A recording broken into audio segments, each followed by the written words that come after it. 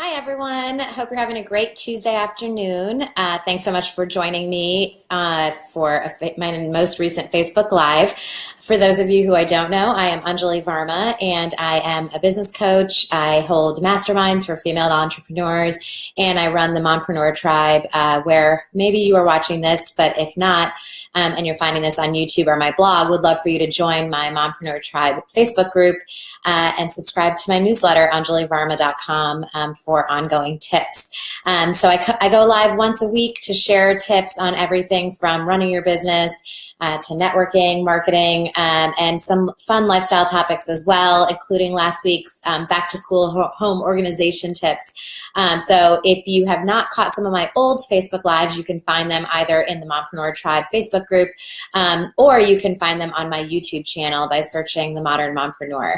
I am psyched to talk to you today about some networking tips. And if you are big on gaining tips on networking, I do have a 4-part video series that you can subscribe to on my page at AnjaliVarma.com, and I can send you kind of those 4 videos, and I might touch on some of those today, but for those of you that have seen those videos, I am going to be doing a little bit slightly different topic as well today. And it's basically, it seems like I plan some of these Facebook Lives out, but then something always seems to happen that gives me an idea of what the next topic can be. And for today's tips, they're all really based on a conference that I went to last week, and some of the things that I did myself personally and some of the things that I saw other people did very effectively.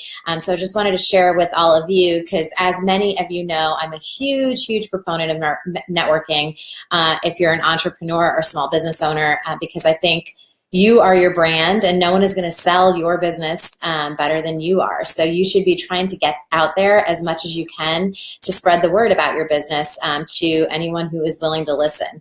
And I know, as I've shared in other Facebook Lives and other videos before, you never quite know who you're going to find and or meet at any of these events. So you kind of have to put yourself out there in order to then, be discovered by other people. So I am going to share a little bit more about how you can do that.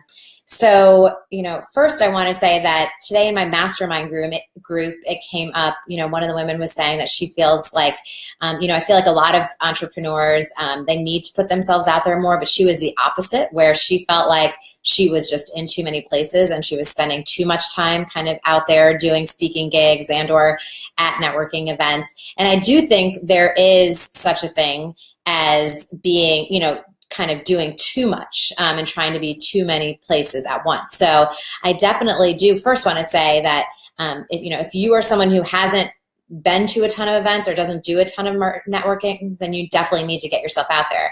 However, there is kind of a point where you only have so many hours in the day. So if you are one to attend events, you want to be smart about which events you are attending. So really think about who the events are catered towards, who is that demographic, who are you going to see there, and be selective in where you're going to, put yourself, because obviously your time is precious.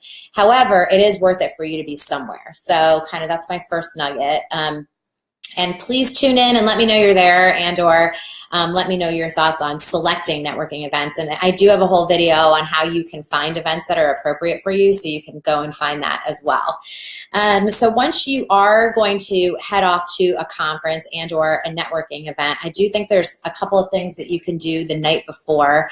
And I meant to grab my business cards and I forgot. But I realized, before I was going to be speaking at this conference last week, and, I have another speaking gig coming up, that I did not have recent business cards. And so I went on moo.com. I don't know how many of you have heard of Moo, but they have beautiful templates. And I literally went on last Monday night, and my business cards arrived the next day. I had to pay like $25 to make that happen, but I was able to have them in time for this conference. So, you first obviously want to make sure that you have a business card, and you want to be mindful about what you have on that card. So that card is, again, a visual and a brand representation of you. So you want to make sure, even though it's just like this little business card, that is reflective of what your personal and or your business branding is. So think about the color palette that you're selecting. Think about if you want, I actually got a ton of cards from people at the conference that had their picture on it. And I thought that was kind of cool because when I go back to look at those cards, it helps me to identify who that person is. So I had not thought about doing it for myself, but maybe would for a future business card. So, a picture might be worth it if you are in a service industry where you're trying to develop more of a personal relationship. It definitely is an identifier and makes you memorable when somebody then is going through their business cards after an event. Also, when you're developing your business cards, you want to think about how you describe yourself. And if you want to you don't want to have too many words in there, but you want to make sure that the words that you do have in there are very reflective of the service that you're trying to kind of convey. So you know what, I'm going to run up. I will be right back. I want to show you my business card.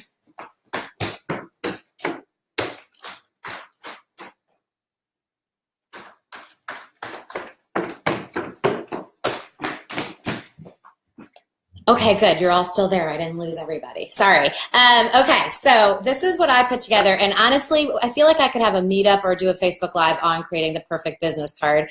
And Aviva, you say so timely. I need to get new cards made now that I'm developing a new brand. I know. So this is no music while you're waiting. Yeah, sorry about that. Okay, so here's what I put together for this event. So I went square because, again, I wanted to be like a little bit different. I wanted to be memorable.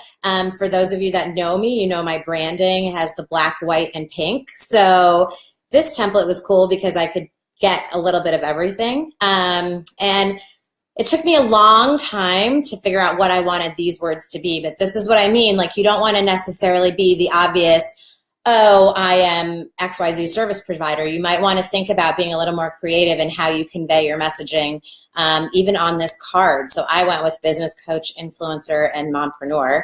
And then on the back, I tried to keep it pretty simple. I picked the social media channels that I wanted to focus on, so I didn't put all of them. If you are consistent with your social media channels, which I wish I would have done in the beginning, then it makes it very easy for you to say on Facebook, Instagram, YouTube, everywhere it's the same at whatever. But for me, I picked Instagram and my Mompreneur Tribe Facebook group to highlight on the card, and hopefully they'll then go to those to find more information about me. So, even on the back, I have the little tagline of inspiring, connecting, educating female entrepreneurs. Because again, I think you want to be more than just a name and an email on a business card. And I know, Aviva, you're on here, and Aviva did this whole blog post, I think, right, on how, you don't want to just go to an event and collect business cards or push your card on somebody else. And I absolutely agree. First of all, these things were not cheap. So I try to be selective in who I'm actually handing them out to, which kind of sounds cheap on my part, but half of the people just toss these, right? So you want to be selective in who you're giving your card to, and also who you're collecting a card from. So one other trick I always do, and I did at this conference, after my speaking gig, people came up to me and they were handing me their cards left and right. And what I like to do is write little notes on the card right after I have a conversation with the person so that I remember what it is we talked about.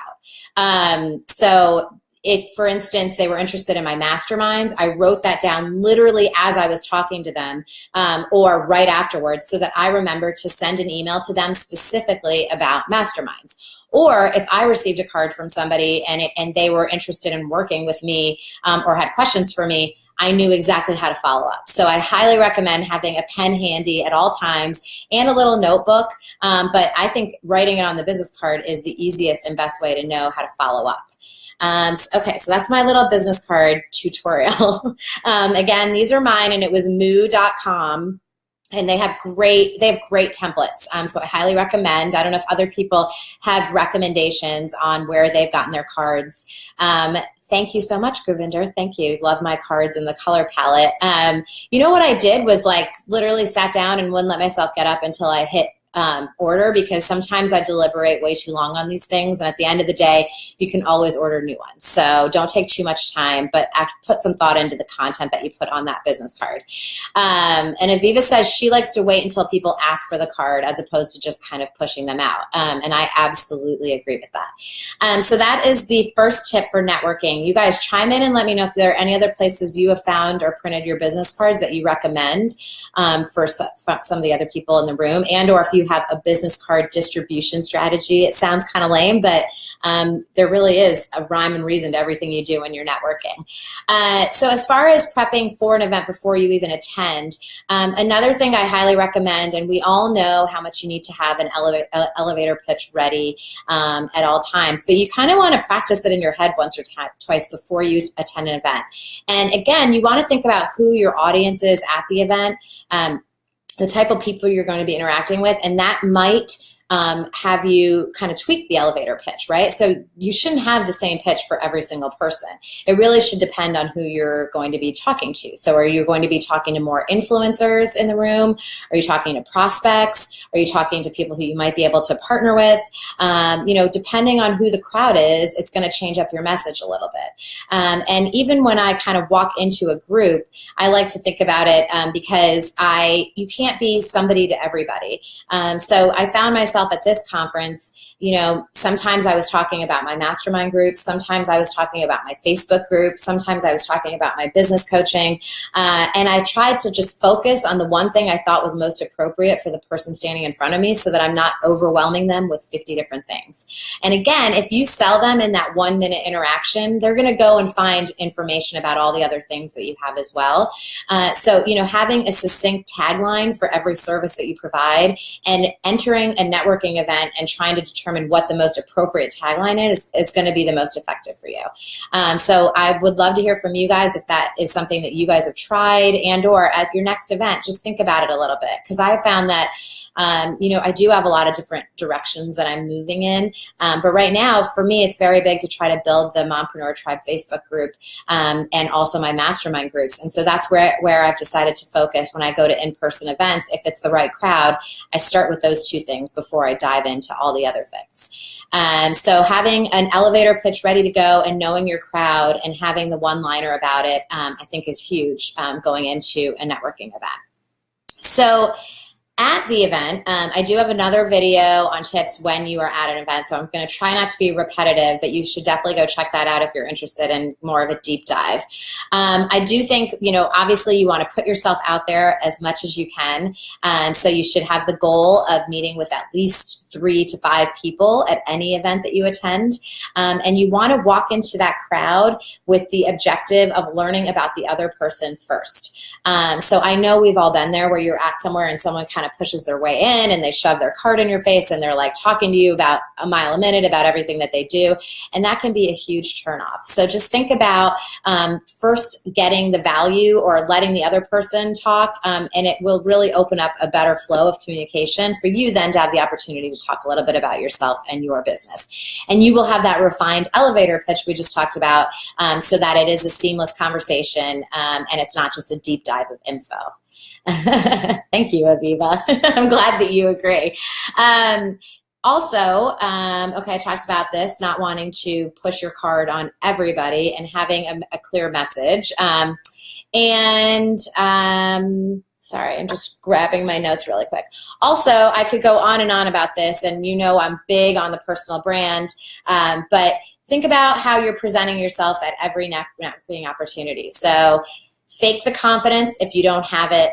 Have your pitch down so that you can rattle it off without being nervous, and stand as confidently as you can. And really think about your dress, the colors you're wearing, how professional you look.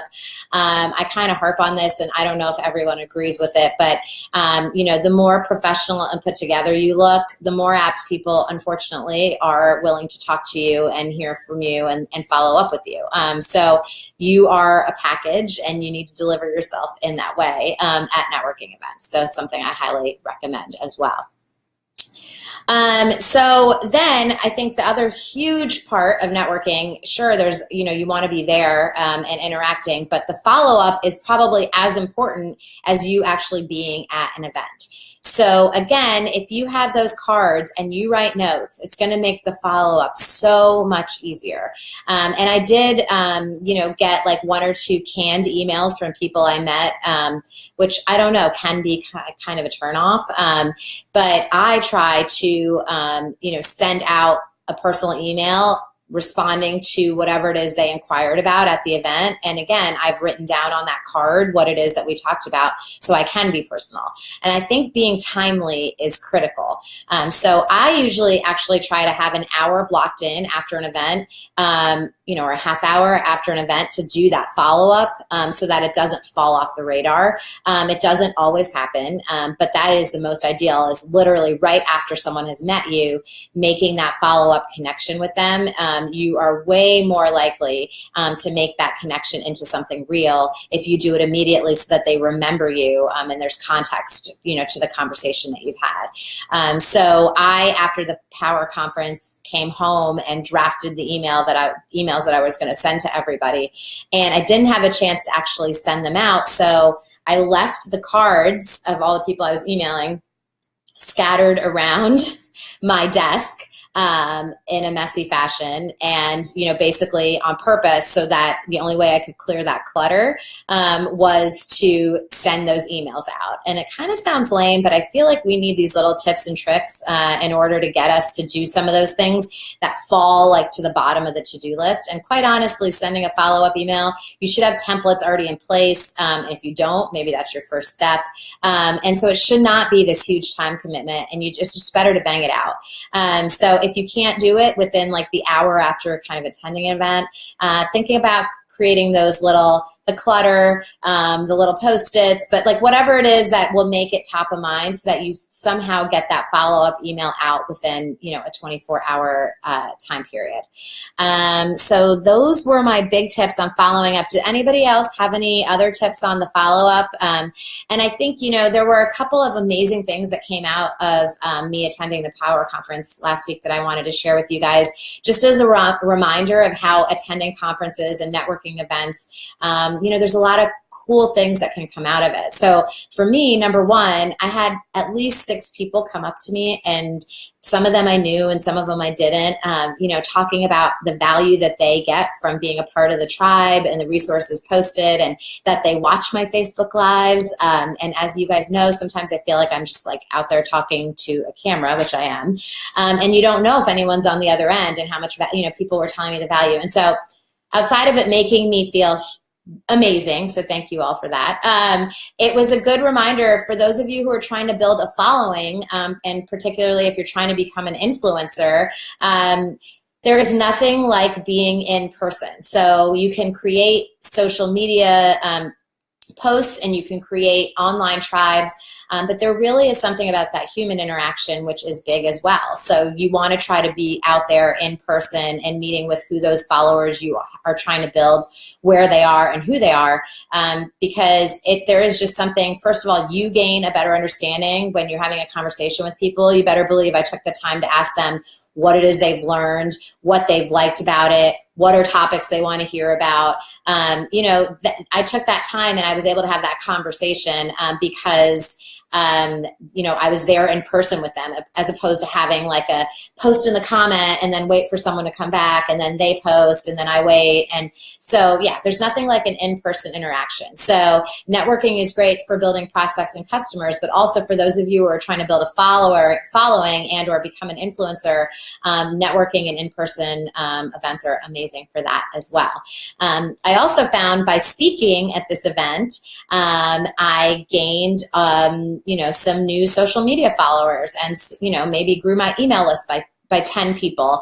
And 10 doesn't sound like a lot, but to me it's a lot. And those are going to be genuine people who have seen me speak and see the value, and hopefully are engaged social media followers and email subscribers. So, when you are at these networking events, if you can start to try to pitch yourself as an expert, and I talked about this a lot when building a personal brand, and find opportunities to be the speaker at events, you're going to find that you will have a great way of either meeting new prospects or customers, and also kind of building your social media and email following, which in this day and age, whether you like it or not, is critical.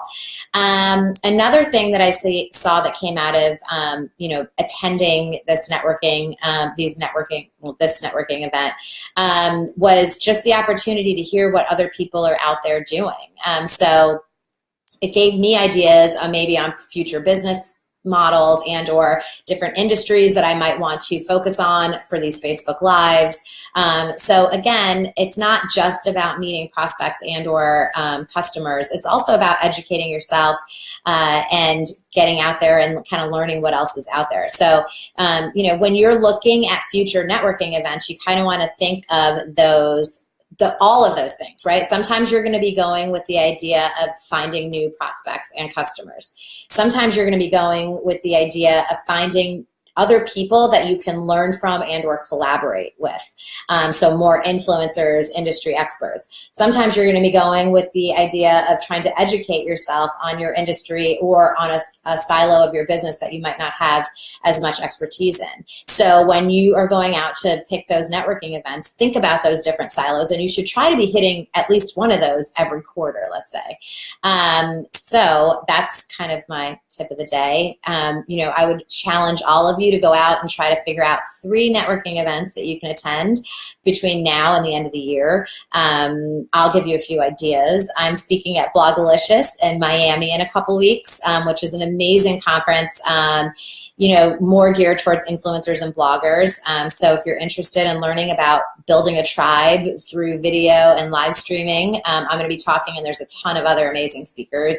And as you know, I host a ton of meetups in Bethesda. So if you're local to this area, join us. And that could be one of your 3. But if not, check out my video on how to find local networking events in your area, because there have to be a ton. It's just a matter of putting yourself out there. So let me just pause to look at some of the comments here. Okay, so Govinder says that she is proactive with a template, and that is a huge time saver as far as that template for follow-up emails, and I absolutely agree. So think about who those different target audiences are that you might be sending follow-up emails to, or once the time comes and you write one, save it in a folder, because there really is no point in reinventing the wheel, so that you can just plop in. Obviously, you want to have a personalized line, maybe refer to something that you discuss with that person so that they can easily identify or remember you. But having a template will make it easy for you to have a quick follow-up afterwards. And Aviva says, I'd always rather make 1 or 2 great connections than 10 or 20 shallow ones. And I absolutely agree. And so you got to be mindful of who you're talking to, and surveying your crowd to know, where the right connections might be. And honestly, as shallow as it may seem, or as, transparent as it may seem, I pretty much know within the first 2 minutes of a conversation if it's going to be, a connection that's valuable for each of us. And if not, I figure out a way to duck out. So don't feel bad about trying to work the room, because you only have limited time at these events, and you only have limited time period. So you want to make sure the connections that you're making are real ones. Okay, so those were kind of all my tips. Oh, I also wanted to give you a few tips. Hold on, let me grab that. I'm not going anywhere. I'm right here.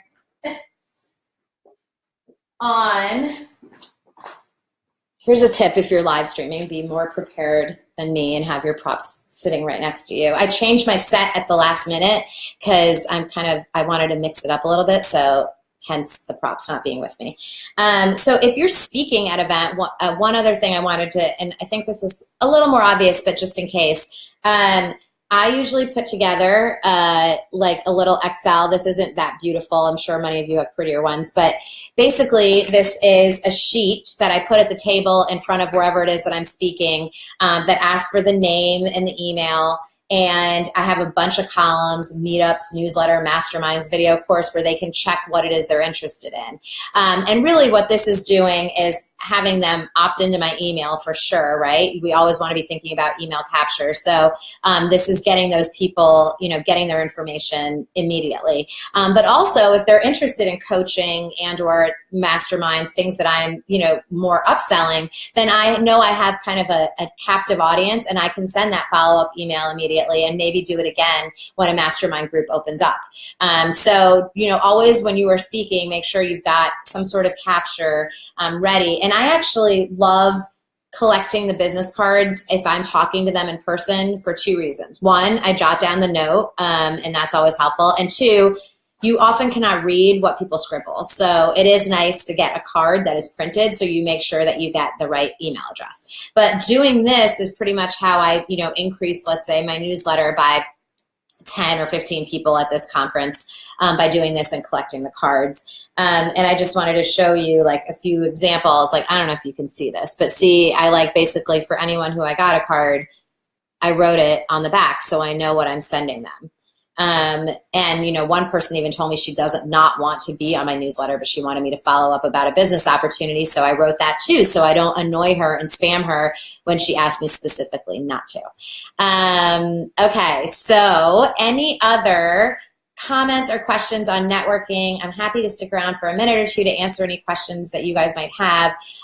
If you know of upcoming networking events that would be good for the tribe, whether local or national, put them in the comments. I think Inc. Magazine does a great women's summit. It's coming up, I think. And then there's another I think Inc. conference coming up. Those are both in New York. I've attended those and they've been amazing.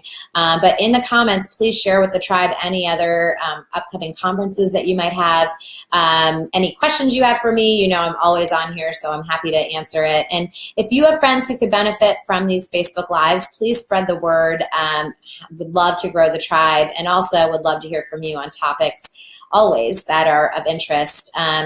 And just so you know, I am launching, hoping to launch new virtual masterminds. So if you're interested in that, definitely email me. Okay, well, I hope that you all go out and find 3 networking events that you can attend in the next 2 or 3 months. And also next week, I will be live again Tuesday at 2. I'm trying to keep it consistent. I'm going to be joined by Pleasance, who's local, and we're going to be talking about stress management for entrepreneurs. So I will send more of the details on that, but definitely mark your calendars now so you can interact with us live. I would love that. Thank you all for those of you who chimed in and commented. And if you're watching the replay, feel free to comment and I will get back to you. And I hope you guys have a very happy and productive rest of your day. I will see you next week in the tribe. Thanks so much.